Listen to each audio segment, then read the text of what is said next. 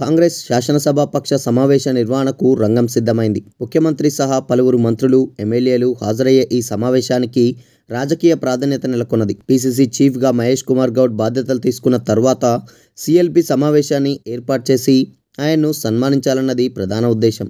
ఈ మీటింగ్కు సీఎం రేవంత్ రెడ్డి సైతం హాజరవుతున్నందున పార్టీ ప్రభుత్వం మధ్య సమన్వయంతో పాటు పార్టీలోని కొత్త పాత నేతల మధ్య అభిప్రాయ భేదాలు లేకుండా చూడడంపై దిశానిర్దేశం చేసే అవకాశం ఉన్నది.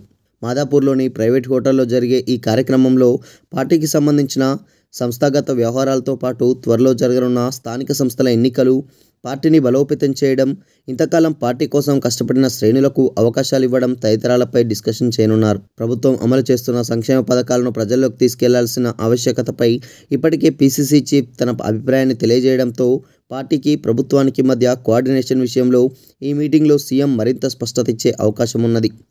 జిల్లా, మండల స్థాయిలోని పేదలకు ప్రభుత్వ పథకాలు అందించడానికి పార్టీ నేతలు, ప్రభుత్వ అధికారులతో జరపాల్సిన సంప్రదింపుల విషయంలో ఇప్పుడు తలెత్తుతున్న చిక్కులపై ఎమ్మెల్యేలు వారి అనుభవాలను ఈ సమావేశంలో ప్రస్తావించే అవకాశం ఉన్నది.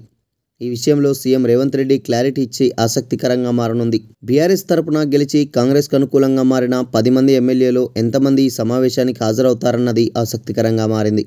దానం నాగేందర్, కడియం శ్రీహరి, తెల్లం వెంకట్రావులపై హైకోర్టులో పిటిషన్ విచారణ జరిగిన అనంతరం ముగ్గురిపై వచ్చిన ఫిర్యాదుల విషయంలో తీసుకున్న చర్యలపై క్లారిటీ ఇవ్వాల్సిందిగా స్పీకర్ కార్యాలయానికి కోర్టు నుంచి ఆదేశాలు జారీ అయ్యాయి. ఈ నేపథ్యంలో వీరు ఈ మీటింగ్కు హాజరవుతారా లేదా అనేది ప్రశ్నార్థకంగా మారింది.